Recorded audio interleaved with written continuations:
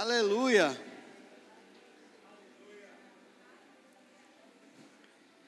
Deus é bom demais, irmão, amém? Ele é muito bom. Eu queria que você abrisse a sua Bíblia no Evangelho de João, no capítulo 16. Evangelho de João, capítulo 16.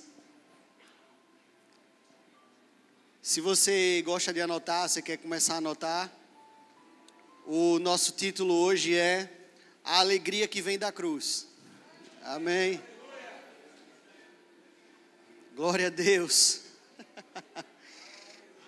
E eu espero que você seja edificado, irmãos, porque hoje, pense numa mensagem que foi difícil para mim de conseguir fazer o esboço, não porque o tema era difícil ou porque eu não estava entendendo nada, mas porque toda hora eu ficava embriagado na unção e tinha que parar e não conseguia terminar de anotar. Aí, de repente, minha mulher chega na sala e eu estou lá, aos prantos, sem conseguir nem continuar a ler a Bíblia. Porque, querido, a mensagem mais viva que existe é aquela que sai do seu dia a dia. Não existe nada mais vívido para você fazer na igreja do que você expressar aqui, onde você estiver, no seu departamento, aquilo que você vive dentro de casa, aquilo que você vive no seu dia a dia. Eu já falei isso para alguns músicos e eu sempre gosto de repetir.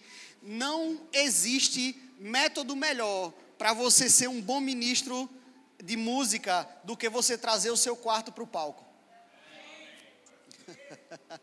Quando você traz o seu quarto para o palco, você está trazendo vida, verdade. E o que alimenta as pessoas, irmãos, o que levanta as pessoas, o que serve para as pessoas é a verdade. Amém? Só a verdade liberta, irmãos. Por isso que nós precisamos trazer verdade para as pessoas. Tudo que nós fizermos, temos que fazer com verdade, com sinceridade. Amém? Com quem nós somos de verdade. Aleluia. Evangelho de João, capítulo 16, versículo 20. Eu estou lendo já na minha tradicional Ara. Eu queria que você me acompanhasse. João 16, 20. Olha o que Jesus fala aqui para os discípulos. Eu quero que você entenda, antes da gente começar a ler o texto, que esse versículo, os capítulos 15, 16 e 17 do Evangelho de João, são capítulos de despedida. Amém? Amém? São as últimas palavras de Jesus. Você vai encontrar no Evangelho de João, capítulos 15, 16 e 17. Então, no meio do seu discurso de despedida, Jesus vai falar essas palavras que nós vamos ler agora, amém? João 16, 20, espera aí.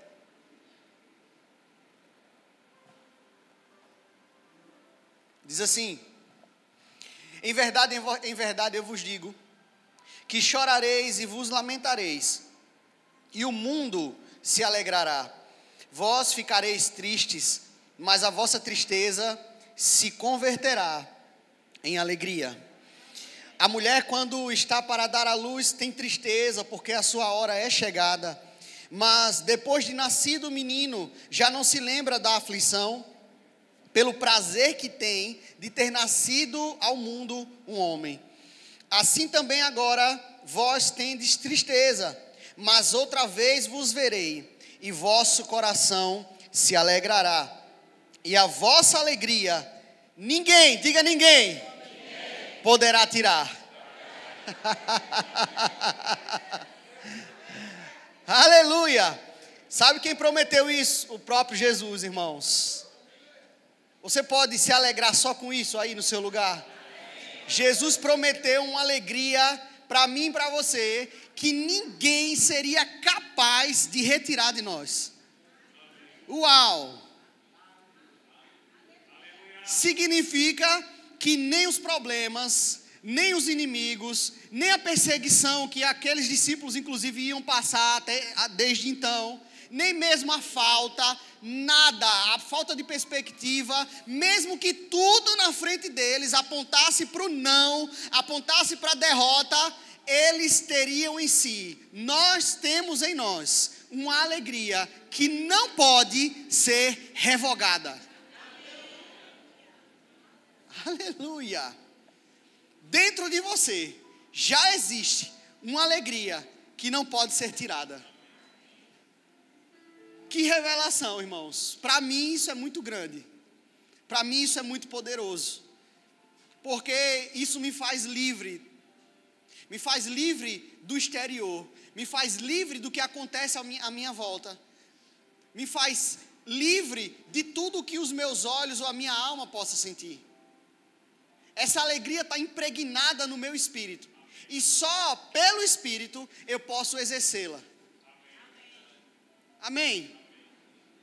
Sabe por que a gente às vezes não vive a alegria de maneira plena? Porque nós não estamos vivendo pelo espírito. Na carne e na alma você não consegue exercer alegria. Amém? Essa alegria não foi derramada em você, na sua carne ou na sua alma. A sua carne e a sua alma continuam submetidas àquilo que acontece nesse mundo. A sua carne e a sua alma não foi transportada para o reino de Deus. E nós vamos chegar lá já já. A carne e a alma continuam submersas e submissas a tudo que acontece à nossa volta. As coisas ruins que nos acontecem. A falta de dinheiro, a falta de emprego, ao parente que não se converte, a perseguição, aos sintomas, às doenças. A carne e a alma, elas se submetem a essas coisas naturalmente. Elas têm a tendência natural de se curvar diante dessas coisas, diante dessas circunstâncias. Amém? Mas essa alegria foi derramada no seu espírito. Diga, no meu espírito. Amém? Aleluia.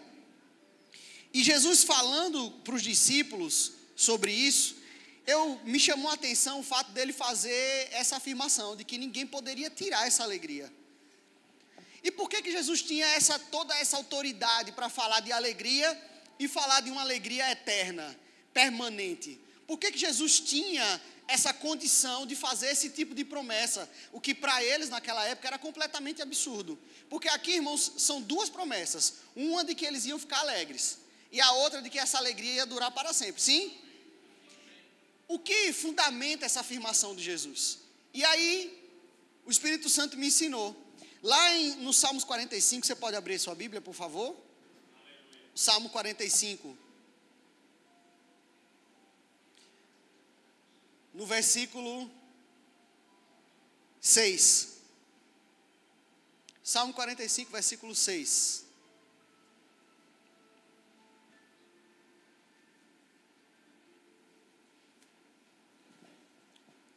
Aleluia. Salmo 45, versículo 6. Olhe só. O salmista escreveu aqui, esse salmo dos filhos de Corá, falando especificamente sobre Jesus. Esse salmo aqui tem informações espetaculares, irmãos, a respeito do ser de Jesus, de quem ele era, da identidade de Jesus Cristo. E olha aqui no versículo 6, que ele diz algo bem interessante. Ele diz assim: o teu trono, ó Deus, ele está falando de Jesus, é para todo sempre. Amém? Como é que eu sei que ele está falando de Jesus, apesar dele ter dito ó Deus? Hebreus capítulo 1, versículos 8 e 9 vão falar justamente isso, que ele estava falando de Jesus. Ele diz assim: o teu trono, ó Deus, é para todo, diga, é eterno. Cetro de equidade, outras versões vão dizer de justiça, é o cetro do teu reino. Observe isso. Significa dizer que o reino de Jesus seria estabelecido para sempre. E como o seu reino era eterno, só Jesus pode fazer promessas pela eternidade. A eternidade pertencia originalmente a Cristo. Você entendeu? O homem perdeu essa eternidade quando pecou. E essa eternidade, a eternidade de Deus, a vida eterna, viver para sempre, foi algo que foi conquistado por Jesus. Amém? E foi confiado a nós, pela fé. Nós só alcançamos essa eternidade nele. Então, como dono da eternidade, ele pode fazer promessas eternas. Amém? Glória a Deus. Ele pode fazer promessas eternas. E o versículo 7 diz o seguinte: amas a justiça, guarde isso. Ele ama a justiça e ele odeia a iniquidade. Por isso, Deus, o teu Deus, está vendo que ele está falando de Jesus? te ungiu com o quê? Com o quê? Como a nenhum dos seus companheiros. Ora, significa que duas coisas aqui foram confiadas a Jesus: a eternidade e a alegria. Nesse momento, a Bíblia já estava validando algo que Jesus ia dizer milhares de anos depois para os seus discípulos. Alegria e eternidade estão nas suas mãos, no seu cetro de justiça. A Bíblia diz que o cetro dele é o cetro de justiça. Cetro significa autoridade. Toda a autoridade dele é fundada em justiça. Por quê? Porque ele ama a justiça e ele odeia a iniquidade. E por isso ele foi ungido com óleo de alegria. Amém. Você está me dizendo que Jesus recebeu a eternidade, Jesus recebeu a alegria. Mas eu vou lhe mostrar, irmãos, que desde o início, esse mesmo Deus sempre desejou com que toda essa capacidade que Jesus foi munido passasse para mim e para você. Isaías capítulo 61. Vá lá comigo. Isaías capítulo 61. Os versículos do 1 ao 3. Isaías 61, do 1 ao 3. O que é que vai dizer a palavra de Deus? Vai dizer o seguinte: olhe, o Espírito do Senhor Deus está sobre? E aqui está falando de quem? De Jesus. Ele lê essa mesma passagem lá em Lucas capítulo 4. Aí ele vai e diz: olha, o Espírito do Senhor Deus está sobre mim, porque o Senhor Deus me ungiu. Ele está repetindo aquilo que o salmista já tinha dito. Deus tinha ungido ele. Ele me ungiu para quê? Para pregar boas novas aos quebrantados, o evangelho. Enviou-me a curar os quebrantados de coração, a proclamar a libertação aos cativos e a pôr em liberdade os algemados, a pregoar o ano aceitável do Senhor e o dia da vingança do nosso Deus, a consolar todos os que choram e a pôr sobre Sião, sobre os que em Sião estão de luto, uma coroa em vez de cinzas. Óleo de quê? Opa, mas aqui já mudou tudo. O óleo de alegria que o salmista disse que ele tinha recebido, ele está dizendo que o Espírito do Senhor estava sobre ele, agora para fazer com que ele entregasse esse óleo a todos que estavam em Sião. Diga: eu estou em Sião. Eu sou Israel de Deus. Aquele óleo de alegria recebido por Jesus, por meio do próprio Espírito Santo, já estava ali, simplesmente com o objetivo de alcançar a mim e a você. Óleo quer dizer unção. Para que servia o óleo naquela época, irmãos? Alguém só recebia um ofício se fosse ungido com óleo. Amém? Era um ponto de contato do poder de Deus na época, para que viesse de maneira sobrenatural para aquela pessoa habilidades para ela exercer o cargo. Amém? Você quer ver um exemplo? A Bíblia diz que Deus mandou Samuel na casa de Jessé fazer o quê? Ungir um rei. Ora, Davi passou a receber as habilidades para reinar no momento em que Samuel foi lá levar o óleo. Deus deu instrução para ele, para que ele levasse naquela botija dele, enchesse o chifre dele, era aquele chifre de carneiro da época. Carneiro? Era um chifre. Eu sei que era um chifre. E ele encheu aquele chifre de óleo. E só então ele foi lá na casa de Jessé, esperou o comando de Deus para entregar aquela unção específica. O que Deus está dizendo aqui é que Jesus, o próprio Jesus, recebeu desse poder, recebeu dessa unção, para que ele passasse a todos os que crescem nessas boas novas. Você recebeu uma porção da alegria do próprio Deus.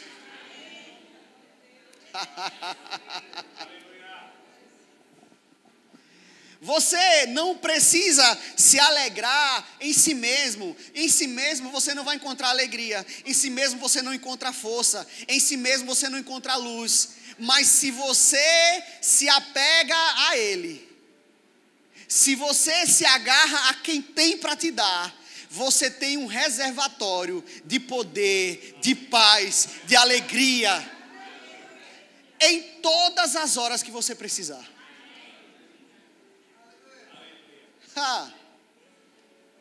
Irmãos, a gente não vê Jesus prometendo felicidade a ninguém.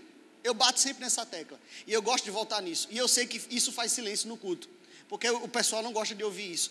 A Bíblia nunca prometeu felicidade a ninguém.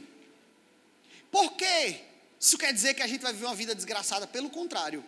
É porque felicidade tem a ver com o desejo da sua alma. Felicidade é a coisa mais relativa do mundo.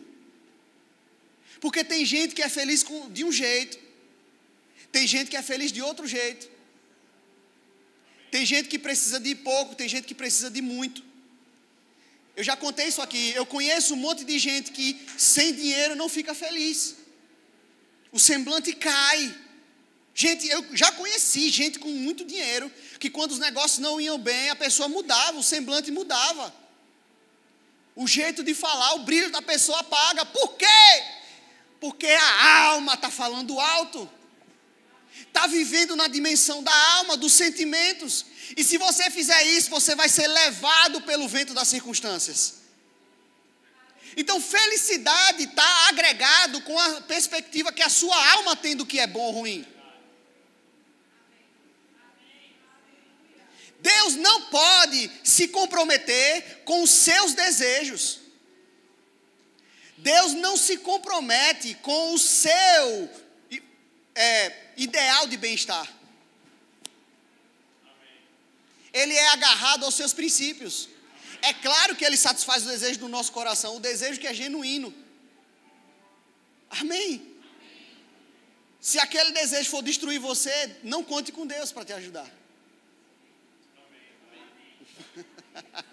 Às vezes eu vejo gente, já vi casos de gente ser promovido numa empresa, numa organização qualquer, e aí dá graças a Deus. Só que Deus nunca esteve ali.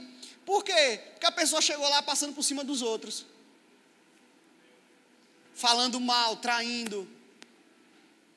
Deus não tem nada a ver com isso. Por mais que seja um estado de êxtase, de felicidade, Deus não tem nada a ver com isso, porque Ele não abre mão dos seus princípios. Está escrito que nele não há mudança nem sombra de variação. Ele não vai mudar, negociar aquilo que Ele mesmo escreveu, com o que Ele mesmo se comprometeu. Irmãos, Deus tem compromisso com a sua palavra. Ele é o Deus que vela para cumprir a sua palavra. É por isso que a gente não tem essa promessa de felicidade, porque cabe a você adequar os desejos da sua alma à vontade de Deus. Eu sempre me lembro do Salmo, acho que é o Salmo 73, não. Eu me esqueci agora o número do Salmo. Mas o salmista diz assim: eu aquietei a minha alma, fiz ela calar, como um bebê desmamado, que não chora mais pelo leite da sua mãe. O que ele estava falando? Ele estava agoniado, vivia ansioso, em uma angústia constante, porque ele tinha desejos de saber e ser mais do que o que ele era. E chegou um momento que ele entendeu que o problema não era ele não ter aquelas coisas, mas o problema era ele desejar aquilo mais do que tudo. E quando ele entendeu isso, ele adequou a sua alma, ele diz: eu fiz calar a minha alma, eu fiz ela se aquietar e ser grata a Deus, simplesmente por estar ali, como um bebê, fica feliz, quieto, só de estar nos braços da sua mãe. E toda vez que eu falo desse versículo, eu gosto de lembrar o parto de Carol com Luísa. Eu me lembro, não sei se Tainá se lembra, porque ela estava lá. Mas quando Luísa saiu e ela começou a chorar, já saiu com aquele berreirão aberto.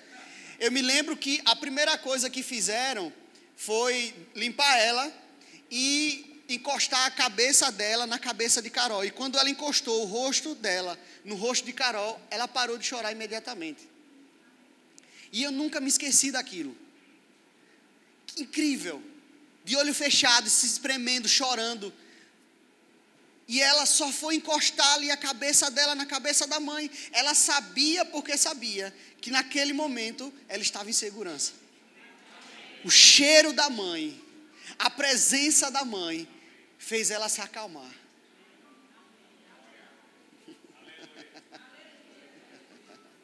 É exatamente disso que o salmista está falando. Ele está falando de você entender que você está seguro, em boas mãos, simplesmente na presença do Pai. Só porque Ele está com você. Só por Ele estar com você.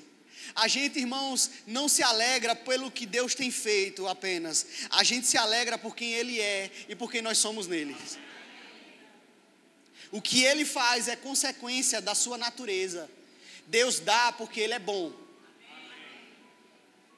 Jesus falou isso, Ele diz, olha, vocês são maus e sabem dar boas dádivas. Imagine o nosso Pai que está nos céus. Ou seja, o caráter de Deus, que é contrário do de vocês. Ou seja, vocês são maus em oposição a um Deus bom. Um Deus bom, Ele é bom e é por isso que Ele sabe dar boas dádivas. É por isso que Ele sabe presentear os seus filhos. Porque Ele é bom. Então eu me alegro porque Ele é bom. Fran leu aqui agora vários salmos e você vai ver os salmistas dizendo a mesma coisa. Render-lhe graças porque Ele é bom. E a sua misericórdia dura para sempre. Não é só pelo que Ele fez. Quando Ele vai falar do que Ele fez, Ele diz bem assim, olha, o que eu daria ao Senhor por tudo que tem me feito? O que eu daria ao Senhor? Ele está dizendo, olha, eu tenho muitos motivos para agradecer. Mas para render graças a Ele, de geração em geração, é porque Ele é bom. Ele é bom. Aleluia. E o Espírito do Senhor estava sobre Jesus, para que Ele entregasse desse óleo de alegria para mim e para você. Entregasse dessa vida, entregasse dessa consciência. E a partir dessa consciência, a gente mudasse o nosso comportamento, nossa maneira de viver. Lá em Romanos, capítulo 14, versículo 17. Paulo vai dizer, porque o reino de Deus não é comida, mas é o quê? Paz, alegria, paz, justiça e o quê? Alegria o quê? No Espírito Santo. É paz, justiça e alegria no Espírito Santo. Observe isso. A paz que Jesus entregou, a justiça que firma a autoridade de Cristo. Ele é apegado à justiça, ele ama a justiça. A sua autoridade, o seu cetro é um cetro de justiça, de equidade. E então, a partir daí, Ele nos entrega alegria no Espírito Santo. Você entendeu isso? Mas para você viver essas coisas, você precisa estar vivendo no reino. Não adianta, irmão, saber de tudo isso que eu estou falando aqui à noite. Não adianta você saber de todas essas verdades e você não exercitar elas no seu dia a dia. Significa dizer que você vai conhecer o reino, pode saber tudo sobre o reino, mas viver longe dele. Sabe, eu vejo muitos missionários quando tem um chamado para outras nações, para experiências transculturais. O que é que a gente faz? Pelo menos no Verbo da Vida, a gente ensina a fazer isso. O que é que a gente faz aqui? Estuda sobre o lugar, não é assim? O pessoal geralmente vai para a escola de missões, aí estuda sobre o país, a língua daquele país, a pessoa vai saber quanto vale a moeda daquele país. Amém? Missionário, missionária, se você não sabia disso, pelo amor de Deus, você tem que entender sobre a moeda, o câmbio daquele país para o real. Até porque você tem que entender, ter noção de quanto você precisa para levar. Amém? Glória a Deus. Aí a pessoa estuda tudo sobre aquele lugar, mas ela ainda está aqui. Amém? Claro que nesse contexto, espiritualmente, ela já está vivendo aquela realidade, em oração, em espírito, intercedendo por aquele povo, etc, etc. Mas ela só vai estar de fato lá quando ela chegar naquele lugar, quando ela viver naquele lugar. Você pode saber sobre o reino, ter ouvido falar sobre ele, decorado sobre ele. Você pode talvez vir aqui e pregar essa mensagem melhor do que eu, falando sobre todos os aspectos do reino de Deus, mas ainda assim não está vivendo nele. Porque o reino de Deus não é comida nem é bebida. Comida e bebida, irmãos, é uma consequência de você viver o reino de Deus. Ele vai se encarregar de nos entregar todas as coisas, desde que a gente esteja comprometido a viver segundo o seu reino. Aleluia. Aleluia. Sabe, um rei não pode legislar sobre o outro reino. Eu não posso, ainda suponhamos que o Brasil tivesse um rei. Esse rei não poderia fazer uma lei. Vou trocar então, vou trazer uma situação real. O rei da Jordânia, o rei, que são países que ainda têm monarquia. O rei da Jordânia, por exemplo, a Jordânia tem um rei. O rei da Jordânia não pode fazer nenhum decreto, nenhuma lei que seja aplicável ao Brasil, que obrigue um brasileiro a cumprir, ou alguém que esteja vivendo aqui a cumprir. Por quê? Porque é outro reino. O soberano é outro. Assim também, irmãos, Deus não vai poder agir na sua vida se você se agarrar ao império das trevas.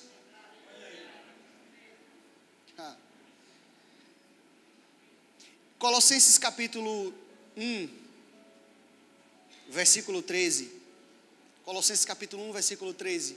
O apóstolo Paulo, ele nos diz o seguinte, Colossenses 1,13, ele diz que ele, falando sobre Cristo, nos libertou do império das trevas e nos transportou para o reino do Filho do seu, amém? Ele nos libertou, eu já preguei sobre isso aqui, inclusive, ele nos libertou do império. Por que a Bíblia usa dois termos diferentes, império e reino? Porque o império é um lugar onde não tem liberdade, o império é um lugar onde tem um ditador, você não tem escolha. A gente vivia no império das trevas, por nós mesmos, pastor Aleph pregou isso aqui no domingo retrasado, por mim e por você, a gente não conseguiria sair do império das trevas, a gente não conseguiria dar um passo em direção a Deus. Então a graça veio, desfez as amarras do pecado por meio da pregação do Evangelho, e essa pregação do Evangelho, desfazendo as amarras, as algemas do pecado, nos deu a condição de dar um passo em direção a Ele, e aceitar essa graça, assim sendo transportado daquele império das trevas, para o reino do Filho do seu amor. Nós conseguimos sair de lá, porque Ele se propôs a nos tirar. Mas deixa eu dizer uma coisa para você, você ainda pode voltar para lá, ou pode ainda estar vivendo lá, achando que veio para o lado de cá. Amém. Aleluia. É possível, irmãos, como diz o nosso pastor, parafraseando ele, aliás, parafraseando não, repetindo a frase dele, é o crente que vive como ímpio. Vive em outra realidade. Tudo se abate, tudo se abala. Tudo é motivo para o brilho apagar, para perder a vontade de vir à igreja, perder a vontade de ter comunhão, para questionar Deus, porque colocou na cabeça que em Deus só pode ter uma vida de bem-estar. Amados, em Deus você vai ter uma vida de bem-estar eterna, no seu espírito. A sua alma e a sua carne vai ser colocada em situações de desconforto diversas vezes. Várias vezes, muitas vezes, e é claro que a gente pode se assustar, a gente pode se abalar momentaneamente, quando o baque vem, a gente pode, se a gente está cercado de pessoas de Deus, a gente pode até conversar.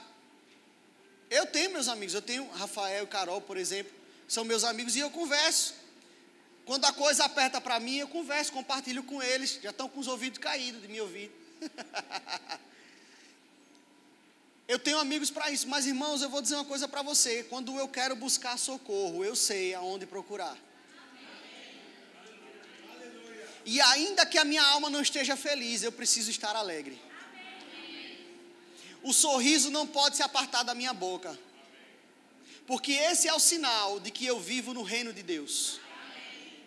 Esse é o sinal de que eu estou no reino de Deus. É uma evidência, alegria é uma evidência de que você vive de fato no reino de Deus. Tristeza é justamente o contrário, é uma evidência de que você ainda não sabe a quem você pertence. Você não está usufruindo dessa alegria que já foi derramada no seu coração. Alegria que vem de dentro para fora. que desfruta dessa unção. Não é, irmãos, uma alegria passageira, não é uma alegria de igreja. Ou não é uma alegria como a do mundo, aquela alegria do bar. Porque essa passa. A Bíblia diz que o mundo passa e a sua concupiscência também, ou seja, a sua vontade, os seus desejos, tudo que envolve o mundo passa. Mas aquele que faz a vontade de Deus permanece para sempre, vive dessa eternidade conquistada por Jesus. O mundo vai passar, irmãos. Vai ver a alegria do cara que está lá no bar. Amanhã ele vai ter uma coisa que eu aprendi outro dia com um pregador que já não está mais aqui. Um termo chamado ressaca moral. Quando não é aquela ressaca de fato, vai ter uma ressaca moral. E aquela alegria vai embora. Não é a alegria que Jesus prometeu, irmão. Porque a que Ele dá, ninguém tira. Não é o fato de você ir para o seu trabalho chato amanhã, ou para o seu chefe chato amanhã, ou para você trabalhar no sol quente, ou seja lá o que for. Não é isso que vai tirar essa alegria de você. A vida que Jesus conquistou para você. Você está em outro reino. Você está em outra realidade. Você tem um outro Deus. Os seus anseios são outros. O que preenche você são outras coisas. O salmista já dizia lá atrás, no Salmo 23, o Senhor é meu pastor e de nada sentirei falta. Ah, irmãos, quando eu descobri que ele disse isso, a minha visão, irmãos, mudou totalmente. Porque até então eu ficava naquela, o Senhor é meu pastor, nada me faltará. Então quer dizer que não vai faltar nada, absolutamente nada vai me faltar. Nunca, em nenhum momento vai faltar uma coisa que eu desejo. Minha alma vai desejar e eu vou ter. Vai ser assim então? Não. O Senhor é meu pastor e de nada sentirei falta. Significa que ainda que o meu exterior precise de alguma coisa, ainda que a minha alma clame, ainda que a figueira não floresça, aí está a palavra do profeta. Todavia eu me alegrarei, exultarei no Deus da minha salvação. Deixa eu dizer uma coisa para você sobre Abacuque que talvez deixe você murcho na sua cadeira ou talvez faça você exultar. Abacuque nunca viu a salvação, muito provavelmente nunca viu a salvação que Deus prometeu a ele naquele dia.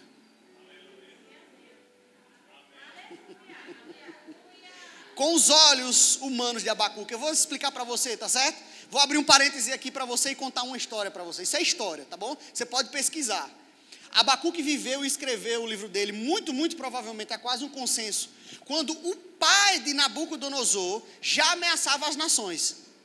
O pai de Nabucodonosor, lá da Babilônia, já estava conquistando nações e ameaçando Judá, onde ele vivia, naquela época. E ele começou a clamar porque ele via atentados, como a gente está vendo algumas nações hoje, invadindo outras, desrespeitando a soberania dos outros, entendeu? Era a mesma coisa.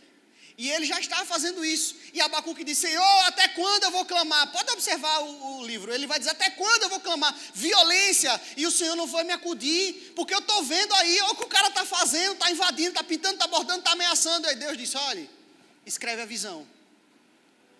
Escreve.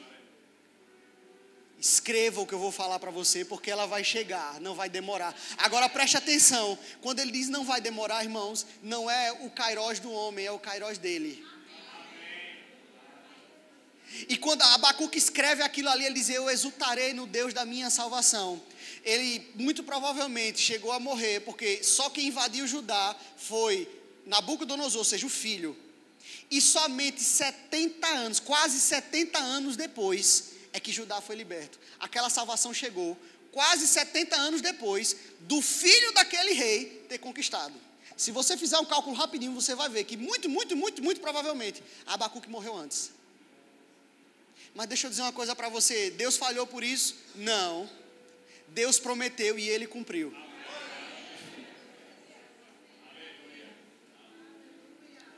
Abacuque pode não ter visto com os olhos naturais, mas ele viu com os olhos da fé. Ele viu pelo Espírito e naquele momento ele se alegrou. E ele escreveu o livro que edifica a sua vida até hoje. O que eu estou dizendo com isso, irmãos? Deus não falha. A nossa expectativa tem que ser no que Ele diz. E se agarrar no que Ele diz até o final. independente de se a nossa alma esteja no conforto ou não, ou se alcança esse conforto ou não. Eu estava lendo essa semana um post de Amanda do pastor Misto, e ela falando sobre adoração, e me edificou muito, cara, o que ela disse. Ela disse, quando você fecha os olhos, e você fala com Deus, e você está naquele seu momento com Deus, aquilo em que você está pensando naquele momento, é o que você está adorando de verdade.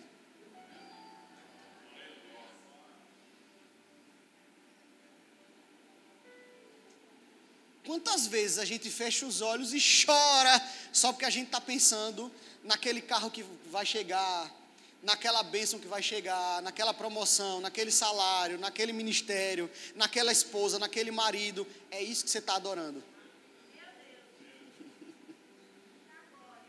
Adorar a Deus, irmãos, é se desligar de todos os nossos anseios. Deixa eu dizer uma coisa para você, eu creio na prosperidade bíblica. Amém? Eu creio que Deus provê.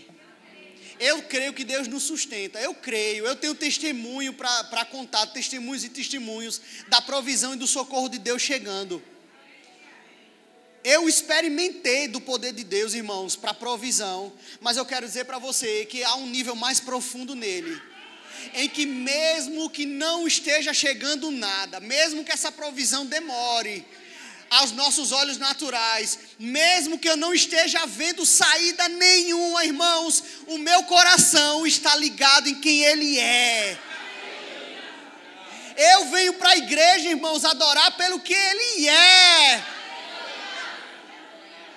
Quando eu não tenho nada para agradecer do presente, eu agradeço pelo que Ele já fez, mas eu abro a minha boca e tenho que dar alguma coisa para Ele, irmão.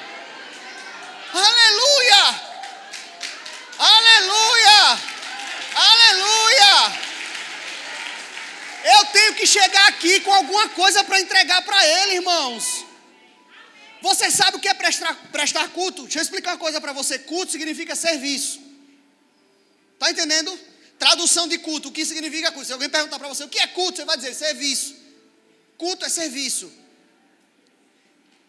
Eu quero perguntar para você, você responda para você mesmo e Deus. O que você tem entregado no serviço aqui? Quando você vem para o culto, qual é o serviço que você entrega? O que você traz para Ele? Aleluia! Porque por mais que você não tenha dinheiro, eu já passei muito tempo sem ter um real. Eu não usava nem camisa de botão para arrancar o botão e botar aqui na oferta. Então nem o botão eu tinha para dar. Passei muito tempo fazendo isso. Mas deixa eu dizer, todos os cultos, eu tinha uma mão que levantava, uma boca que se abria, ou um joelho que se dobrava.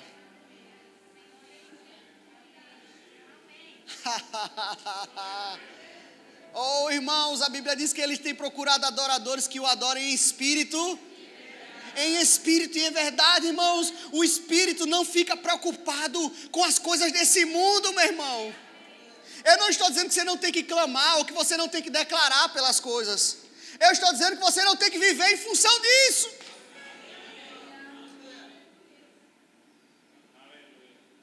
Deus não é político, irmãos. Eu já trabalhei anos e anos na política. O político tem uma coisa, ele fica lá, alguns deles escolhem um dia para ficar lá. E eles atendem lá por dia, não sei quantas pessoas, todo dia chegava a gente. E eu organizava, às vezes eu atendia primeiro. E o povo ia lá para quê? Pedir. Chegava lá e me via, doutor, é porque, doutor, é uma causa, doutor, é isso, doutor, é um emprego. É uma como eles chamavam, é uma carta de recomendação, que é um negócio do tempo do ronca que não existe mais. Mas as pessoas acham que existe. Se você é um desses que acha, não existe mais, tá? Dá uma carta de recomendação. É dizer, meu filho, não pode, isso não existe mais. A pessoa lhe der uma carta de recomendação para qualquer empresário, qualquer escândalo que esse empresário se envolva, vai manchar o nome da pessoa. Então não pode, porque fica parecendo que criou um vínculo. ou que é tráfico de influência, etc. E explicava e ficava aquela fila pedindo. Nunca para de ter gente para pedir, irmãos. Nós não vivemos nesse tipo de reino. Jesus não é um político que você vai lá só para pedir, irmão. Ele é um noivo.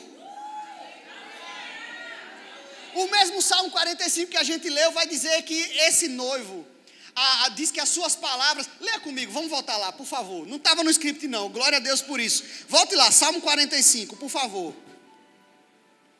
Vamos ler.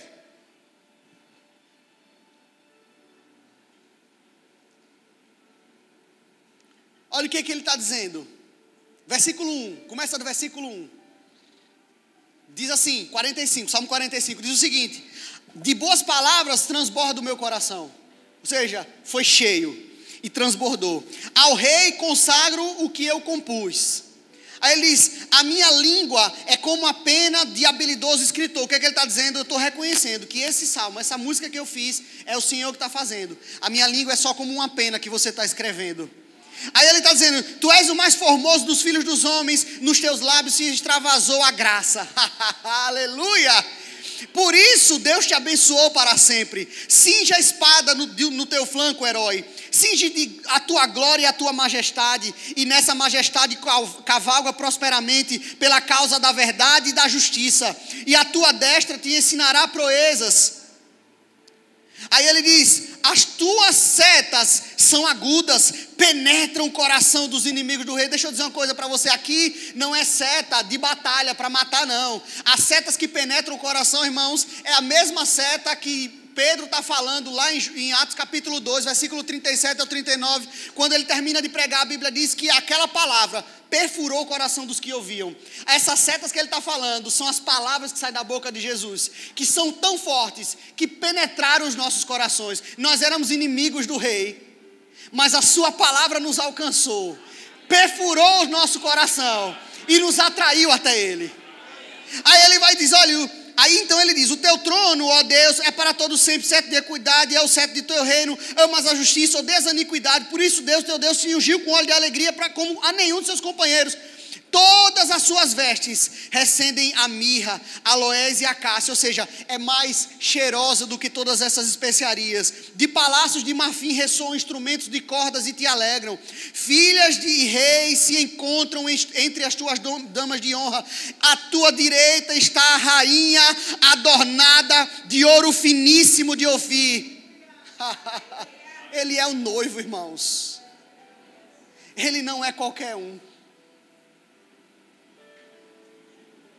Você já imaginou se o noivo vai encontrar com a noiva finalmente, pessoalmente, pela primeira vez, como era antigamente, e a primeira coisa que a noiva faz é, me dê?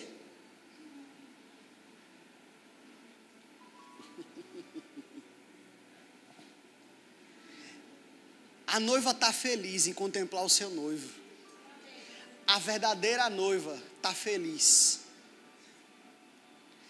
porque ela tem um noivo. E esse noivo escolheu ela e levou ela para o altar para viver eternamente. Esse é o relacionamento que a gente tem que ter com Deus, irmãos. É uma mudança de perspectiva, de foco do que Ele tem para oferecer, para o que Ele vai representar para mim e para você. Para o que Ele vai ser em mim e em você a partir de hoje. Oh, irmãos, quando eu me lembro de tudo que Deus fez por mim, eu era só um guri com a cabeça vazia, sem saber direito o que fazer da vida, revoltado, com raiva de tudo e de todos, cheio de ressentimento do meu pai, ressentimento pela vida que eu vivia, ressentimento pelo que eu comia, pelo que eu vestia. Eu era ressentido porque eu não tinha roupa, porque eu não tinha sapato, porque eu não tinha emprego, porque eu não tinha dinheiro. Porque a minha casa era velha, caída nos pedaços. Porque ninguém dava nada por mim na igreja. Cheio de ressentimento. Mas a vida de Deus chegou. E quando chegou, toda a minha consciência foi mudada. Porque eu encontrei o noivo em quem eu posso ter prazer de verdade. A partir desse momento, irmãos, eu nunca vim à igreja a pulso, eu nunca vim à igreja com outro propósito, senão de agradar a Deus. Eu queria servir a Ele de alguma maneira, dar o meu melhor. Eu dizia às vezes aos meninos, Rafael é testemunha, Jonas, Carol, às vezes eu dizia lá na época do Ministério de Música das crianças, o louvor do Ministério Infantil, e a gente trabalhava na época só com uma caixa de som, 2 caixas, que a gente tinha que consertar com os cabos que a gente mesmo remendava, a igreja pequena começando, e eu conversava com eles, às vezes Rafael começou a primeira bateria que a gente teve no DI aqui, era um lixo, uma lixeira. Ele pegava umas baquetas que ele tinha em casa e tocava na lixeira. Só para fazer a marcação das músicas. E a gente fazia tudo isso e eu dizia, a gente está fazendo para o Senhor. Porque por mais que a gente não tenha dinheiro para comprar novo, o que a gente pode oferecer é o nosso serviço. E se a gente sabe consertar, Jonas é eletricista, tinha noção de eletrônica também. O que a gente sabe não é isso, então nós vamos fazer. E ficava até depois da EBD, remendando o fio e passando fita, como diz Rafael, e ajeitando para cá, ajeitando para lá, enquanto podia. E consertando o microfone, ressuscitando o microfone. Ô tempo bom, irmãos. Tempo de amor. E a gente fazendo isso, eu tinha o maior prazer, irmão, de fazer isso. E tinha culto da virada e a gente estava lá. Tinha culto de Natal, a gente estava lá. Vinha pregador de fora, a gente estava lá também. E dando graças pela oportunidade, irmão, de servir a esse Deus. Eu preciso fazer alguma coisa por Ele. Por tudo que Ele faz por mim. Amém? Em João capítulo 12, eu vou encerrar já. João capítulo 12. A gente viu que a autoridade, o reino de Jesus é firmado em justiça, amém? A Bíblia diz que o cetro dele é de justiça. A Bíblia também diz que o reino de Deus é paz, justiça e alegria no Espírito Santo. E eu vou dar o argumento final para você entender por que a alegria é uma decisão. Por que a Bíblia manda a gente se alegrar? Por que Paulo diz lá em Filipenses capítulo 4, versículo 4, alegrai-vos? Ele diz outra vez, vos digo, alegrai-vos. Por que alegrar no imperativo, ou seja, uma ordem? Se alegre. Se você não se convenceu até agora, talvez agora você se convença. E entender por que o reino dele, sendo de justiça, pode nos trazer alegria. O que a justiça tem a ver com alegria? João, Evangelho de João, capítulo 12, versículo 27 agora. Diz assim, Jesus falando. Ele diz assim, olha, agora está angustiada a minha alma. E o que direi eu? Pai, salva-me desta hora. Ele está falando da cruz. Ele está falando que a alma dele está angustiada porque ele sabe que vai para a cruz. Ele diz, mas precisamente com este propósito vim para esta hora. Ele está dizendo, por que eu vou reclamar? Ou orar ao Pai que me livre da cruz se eu nasci justamente para isso. Aí ele diz, Pai, glorifica o teu nome. Versículo 28. Aí diz a Bíblia, então veio uma voz do céu. Eu já o glorifiquei e ainda o glorificarei. A multidão, pois, que ali estava, tendo ouvido a voz, dizia ter havido um trovão. Outros diziam, foi um anjo que lhe falou.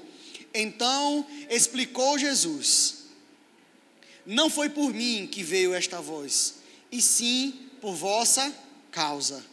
Chegou o momento de ser julgado este mundo, e agora o seu príncipe será expulso. Presta atenção nisso. Aqui é Jesus dizendo, chegou a hora de fazer justiça contra esse mundo. No momento em que Jesus disse, chegou a hora desse mundo ser julgado, irmãos, ele está falando de todas as mazelas. Ele está falando de todas as maldições que acompanhou a humanidade desde o pecado de Adão. Ele diz: chegou a hora desse mundo ser julgado.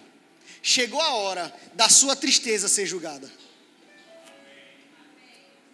Esse foi o momento em que Jesus anunciou o julgamento da tristeza, o julgamento da angústia, o julgamento da doença, o julgamento da pobreza, o julgamento da miséria, o julgamento da morte. Esse foi o momento em que Jesus disse: olha, vocês vão ser julgados agora. E no momento em que ele morre na cruz, e ele anuncia isso aqui, olha o que ele diz aqui no versículo 32. E eu, quando for levantado da terra, atrairei todos a mim. Ou seja, quando eu morrer naquela cruz, eu vou julgar todo o mal. E a partir de então, todos vocês, estarão livres para vir até mim, receber de tudo que eu sou. Então, se ele foi ungido com óleo de alegria, se ele recebeu a vida eterna, nesse momento, na cruz do Calvário, ele julgou a tristeza, ele julgou a morte, ele julgou a pobreza, ele julgou o mal e nos tornou livres para sermos alegres. Livres para se alegrar, para correr, para viver uma vida abundante. Vida abundante, irmãos, tem a ver em como você reage a ela. A gente sempre ouve, principalmente no Rema, quando vai... Quem já teve aula aqui de vida de prosperidade? Uma das primeiras coisas, me corrija se eu estiver errado, mas uma das primeiras coisas que o professor geralmente diz é o que significa prosperidade. E eles vão dizer para você: olha, a tradução de prosperidade é jornada. Quem ouviu isso no Rema?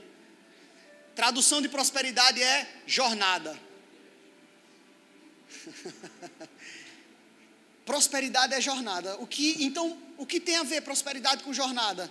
Prosperidade é uma jornada bem-sucedida.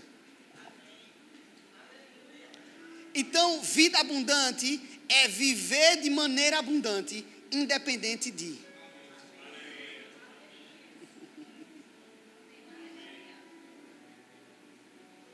Viver de maneira abundante, independente de.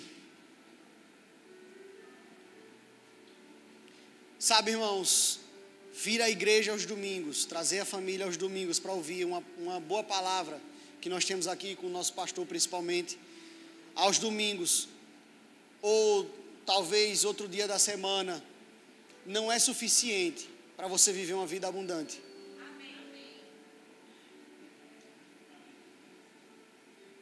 Viver uma vida abundante é aplicar tudo isso quando você não está na igreja.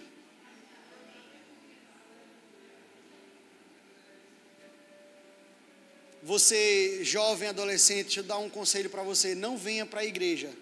Preste atenção no que eu vou dizer para você. Eu saí da juventude tem pouco tempo, viu? Mas tem pouco tempo. Eu fiz 30 tem uma semana mais ou menos. Deixa eu dizer uma coisa para você, jovem, adolescente. Não venha para a igreja como que usando um lugar onde você é aceito socialmente, onde você tem um papel social, onde você tem uma importância talvez, ou porque você tem uma roda de amigos de interesse. Porque pode chegar um momento em que isso vai acabar e a sua empolgação vai embora junto. Talvez esses amigos cresçam, se mudem de perto de você e cheguem outros que você não tenha tanta afinidade. Ou talvez esses mesmos amigos mudem. As pessoas mudam, glória a Deus por isso. Mudar é importante. Amém? Para melhor. Talvez esses amigos mudem. Talvez quando eles crescerem seja diferente. Tudo fique diferente. Talvez você ganhe muita responsabilidade na igreja, já não seja mais tanto divertido, mas com muita responsabilidade. E se você não firmar a sua alegria, a sua expectativa em quem realmente é digno e merecedor, você não vai ficar. Você vai sucumbir.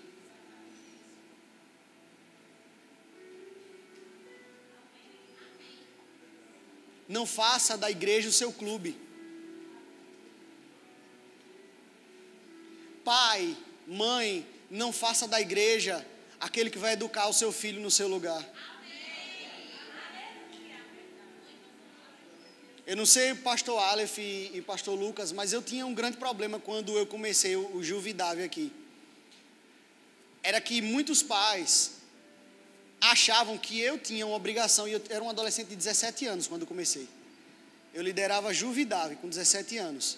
E tinha pai e mãe que achava que eu tinha a obrigação de educar seu filho. E vinha reclamar, porque tanto culto de jovem e esse menino, essa menina não muda. Justamente, isso aí é um atestado, uma confissão de incompetência.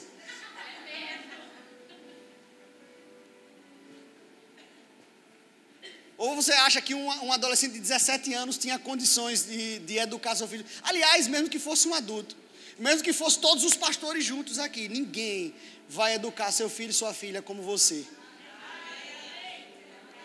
Não venha para a igreja por desencargo de consciência, porque no domingo é o dia de ir para a igreja. Vindo para a igreja no domingo, tá bom, eu estou salvo.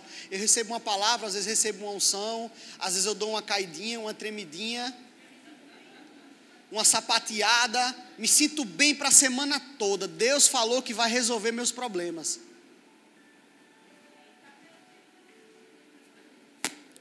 Você não precisa de igreja para isso. Se você quer uma tarde de lazer, para se sentir bem, para ser afagado, você pode marcar um chá numa determinada confeitaria, que eu não vou dizer o nome para não fazer a propaganda. Minha mulher ama ir para lá. Você paga lá uns 150, vai quantas pessoas?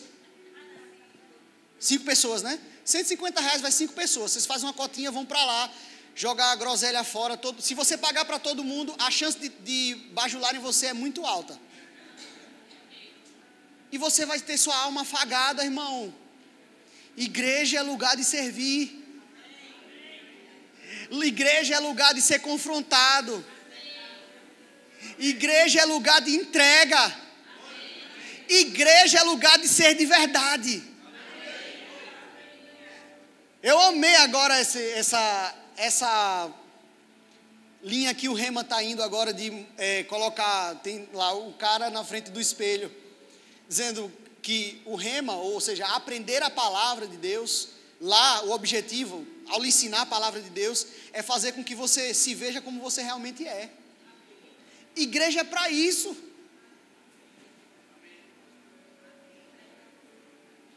Evangelho é para isso. Evangelho é o poder de Deus para salvar, mas não existe salvação sem mudança. Não existe. Nem quem é predeterminista, quem é calvinista, quem crê na eleição da graça, nem esses vão dizer para você que salvação é sem mudança. Não existe. A mudança é justamente a evidência da salvação. O que nós chamamos, o que a Bíblia chama de arrependimento das obras mortas. O que João Batista fazia quando ele batizava, apontava o dedo e dizia bem assim: vá agora e produzam frutos de arrependimento. O que é produzir fruto de arrependimento? É mudar de vida. É o que Pedro disse lá em Atos capítulo 13, versículo 16, diz: arrependei-vos e convertei-vos, para que sejam apagados e cancelados os vossos pecados. Arrependei-vos e convertei-vos. Se você não fizer isso, o pecado não é cancelado, o pecado não é apagado. Está se enganando. Igreja não é para isso. Se você usa a igreja dessa maneira, é dia de você mudar. Porque se você continuar assim, a sua alegria nunca, jamais vai ser completa e eterna. Sua alegria vai ser fácil do diabo roubar. Porque ela está firmada em algo errado. Quantas vezes eu estou aqui há tantos anos nessa igreja e já vi gente que só veio para cá para tentar salvar o casamento. Se o casamento melhora, vaza. Melhorou, vazou. É igual terapia. Que não deveria ser assim. Psicólogos, calma, eu sei que não deveria ser assim, calma. Mas faz igual terapia. Melhorou? Tchau, vai embora. Ou separou de vez, também acabou o motivo, acabou a razão. Veja, não se condena se você chegou aqui por esse motivo. Deus está falando com você justamente para que você mude a sua motivação. Para que você mude o foco. E assim a sua alegria esteja firmada na coisa certa. E quando ela estiver certa, irmãos, ninguém vai poder tirar ela de você. Quanto adolescente eu já vi, jovem, que veio para a igreja e se manteve aqui por um tempo porque estava afim de uma menina ou afim de um menino. E quando não deu certo, levou um não na cara, caiu fora. Vocês aqui vão ver isso mesmo. Não faça isso. Não adore outro Deus. Não seja idólatra. Lembra o que eu falei lá no começo sobre adoração? Você sabe o que acontece? Qual é o nome que a gente dá para quando a gente adora uma coisa que não é Deus, o verdadeiro Deus? Idolatria. Não seja um idólatra. Amém? Deus é bom. Coisa maravilhosa acabar o culto com tanta gente de cara amarrada, de braço cruzado. É um negócio sensacional. Cada dia que passa que acontece isso comigo, eu me sinto mais perto de Jesus. Meu amigo, Jesus estava pregando e o povo começou a levantar e ir embora. Aqui só levanta para ir no banheiro. Não estou no lucro, levanta para ir no banheiro. Peraí, eu vou no banheiro para ver se, né? Tomo uma água e, para descer, né? Dou uma pausa aqui, uma pausazinha. Jesus não, o povo levantou e foi embora. E ainda reclamou da pregação. Quem sou eu perto dele, né? Oi? E a palavra é sobre alegria. A alegria que vem de onde? A alegria que vem da... Eu posso orar por você? Você ainda vai receber a oração da minha vida? Glória a Deus.